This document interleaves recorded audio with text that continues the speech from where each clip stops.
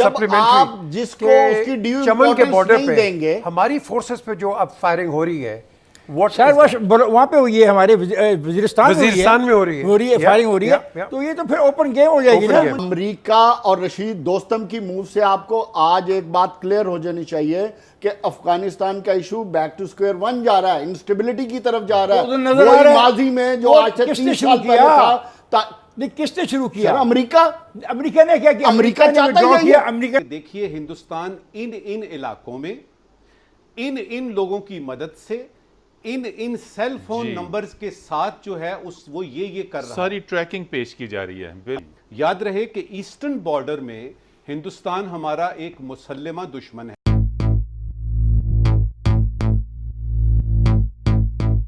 اس میں افغانستان میں آگ اور خون کا جو کھیل جاری ہے اس پہ ہم گفتگو کریں گے۔ اگر امریکی طیارے ہیں وہ بمبارمنٹ کر رہے ہیں، اور کیوں کر رہے ہیں؟ بڑے مزے کی بات جو میرے لیے میں آئی، ہمارے پتہ ہے دنیا کے اندر ہم بیٹھ کے اپنے ملک کو کرٹیسائز کرتے ہیں کہ آپ کی فارن پالیسی کیا ہے۔ بات یہ ہے کہ افغانستان کی جو سچویشن ہے نا، اب ڈے بائی ڈے اور فلوئڈ ہوتی جا رہی ہے۔ کیوں؟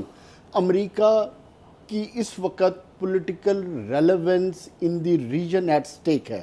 وہ کیسے کہ امریکہ اشرف غنی کو سپورٹ کر رہا ہے۔ امریکہ اور رشید دوستم کی موو سے آپ کو آج ایک بات کلیئر ہو جانی چاہیے کہ افغانستان کا issue back to square one جا رہا ہے، انسٹیبلٹی کی طرف جا رہا ہے۔ وہی ماضی میں جو آج سے 3 سال پہلے تھا، کس نے شروع کیا؟ امریکہ نے کیا کیا؟ امریکہ چاہتا ہے امریکہ نے وڈرا کیا۔ سر آپ بات اشرف غنی اگر چاہتا، کی وڈرا کے بعد کیا ہوا؟ آپ آج حکومتوں کو بلیم کرتے ہیں نا۔ میں کسی کو بلیم نہیں کر رہا، میں کہتا ہوں اشرف غنی پریزیڈنٹ آف افغانستان ہے، اس کا فرض بنتا ہے کہ طالبان کو، تمام سٹیک ہولڈرز کو ٹیبل پہ بٹھائے اور بات چیت کرے۔ آسان ہے کیسے؟ ایک طرف وہ اپنے جھنڈے لگا رہے ہیں بلڈنگوں کے اوپر۔ طالبان دیکھیں، اگر اشرف غنی کر سکتا ہوتا تو پچھلے 7 سال میں کر لیتا نا یار۔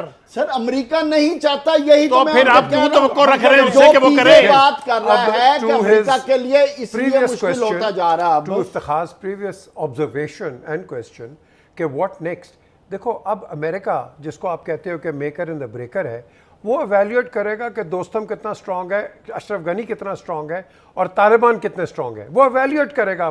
اب you know the strategic importance of the players. جب آپ جس کو اس کی ڈیو چمن کے بارڈر نہیں دیں گے، پہ ہماری فورسز پہ جو اب فائرنگ ہو رہی ہے، شاید وہاں پہ ہوئی ہے ہمارے وزیرستان میں ہو رہی ہے فائرنگ ہو رہی ہے، تو یہ تو پھر اوپن گیم ہو جائے گی نا۔ صحیح بات کی ہے، ہماری army and the government is there on the same page. Prime minister کی سپیچز آپ نے سن لی ہے، ان کا ویو پوائنٹ آپ نے سن لیا ہے۔ ہم نے دیکھنا ہے سب سے پہلے اپنے گھر کو، آپ کے بارڈرز پہ، جس طرح آپ نے پچھلے سیگمنٹ میں کہا ہے ہمارے بارڈرز پہ اٹیک ہو رہا ہے، وزیرستان پہ۔ اگر ہمارے بارڈرز پہ یہ لائن آف کنٹرول پہ اگر کوئی کرتا ہے تو ہم تو اس کا جواب دیں گے، یا ورکنگ باؤنڈری پہ ادھر یہاں we have to do the same. Now the question arises, I will not sit on a table with a killer, with a murderer and with somebody who butchers children. جی دیکھیں پاکستان نے بڑی openly اپنا stand لیا ہے کہ افغانستان کا ایک ہی solution ہے، that is a political solution. جتنے سٹیک ہولڈرز ہیں وہ تمام کو ایک ٹیبل پہ بیٹھ کے اپنے مسائل کا حل تلاش کرنا ہے، اور جو پاکستان پہلے دن سے کہہ رہا ہے وہ پولیٹیکل انٹرم سیٹ اپ بنائے، and that is the only solution. یہ بتائیں 20 سال پہلے کیا ہو رہا تھا؟ یہی کچھ ہو رہا تھا نا۔ کون کروا رہا تھا؟ ادھر ہی بیٹھ کے ہم نے باتیں کی تھی نا۔ کون کروا رہا تھا؟ اس وقت بھی امریکہ القاعدہ کی شکل میں ان کو کور دے کے پاکستانی طالبان بنا کر کرا رہا تھا، تاکہ پاکستان میں لا اینڈ آرڈر کی سچویشن کریٹ ہو۔ اب آپ یہ چاہتے ہیں میرے دوست، اللہ نہ کرے کہ جو ہم نے بھگتا سال ہا سال، اور ہماری فوج نے سب سے بڑی جنگیں اپنی زمین پہ لڑیں ان لوگوں کے خلاف، وہ دوبارہ ان کو لڑنی پڑے، اللہ نہ کرے ایسا اللہ نہ کرے۔ اس کے بعد ہم نے دیکھا کہ D G I S P R جو ہیں وہ فارن منسٹر کے ساتھ بیٹھ کے بتاتے ہیں، یہ جو آپ جاسوسی کی ڈوزیئر پیش کیا تھا، ڈوزیئر پیش کرتے ہیں جی۔ اب اس میں ایک چیز بتائی جاتی ہے کہ دیکھیے ہندوستان ان علاقوں میں ان لوگوں کی مدد سے ان سیل فون نمبرز کے ساتھ جو ہے وہ یہ کر رہا ہے، ساری ٹریکنگ پیش کی جا رہی ہے۔ بالکل۔ اب یہ ہے ایک کلبھوشن یادو کو بھی ہم پکڑ لیتے ہیں، جی۔ اس کے ساتھ یہ ہے کہ جو فینسنگ آپ کر رہے ہیں اس وقت بارڈر کی، آپ تو وہاں میں نے آپ کا پروگرام دیکھا تھا, آپ نے تو باقاعدہ کور کیا وہاں جا کے. جی یاد رہے کہ ایسٹرن بارڈر میں ہندوستان ہمارا ایک مسلمہ دشمن ہے, اس سے تو توقع ہی نہ رکھیں, وہ تو کشمیر لیگ کو بھی نہیں ہونے دے رہا.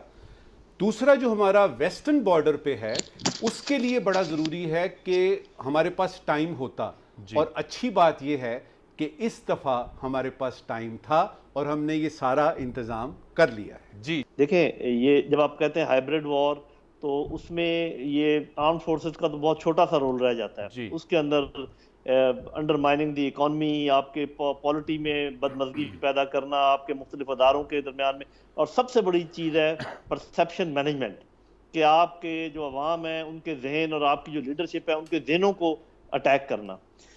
تو یہ جو آپ نے بات کی, دیکھیں ایک ہوتی ہے پالیسی لیول, جی اسٹریٹجی لیول, پھر operation level. Operation level. Policy بنانا تو میرا خیال کوئی بہت مشکل کام نہیں ہے, آپ نے فیصلہ کرنا ہوتا ہے بھی یہ تھریٹ ہے, اس کے ہمیں یہ کام کرنے چاہیے, اور یہ ہم پاکستان میں کر ہی لیتے ہیں, ہوتے رہے ہیں, ابھی بھی ہو رہے ہیں. اس کے بعد اسٹریٹجی کو بھی چلیں, کوئی نہ کوئی جو آپریشنز ہیں جنہوں نے ایکچوئل کام کرنے ہوتے ہیں اس کے لیے ایک بڑی الیبوریٹ آرگنائزیشن کی ضرورت ہوتی ہے. آئیں جی بیٹھ کے ایک پلان بناتے ہیں, لیکن جب تک آپ proper organization, areas of responsibility, ذمہ داری اور پھر پوچھ گچھ کہ یہ کام اگر ہوا, ابھی مثال کے طور پہ کسی نے آج تک اس بات پہ غور نہیں کیا کہ ای یو ڈس انفارمیشن لیب کی اطلاع آپ کو کس نے دی. نہ تو آئی ایس آئی تھی, نہ وہ کوئی اور ہماری انٹیلیجنس ایجنسی تھی.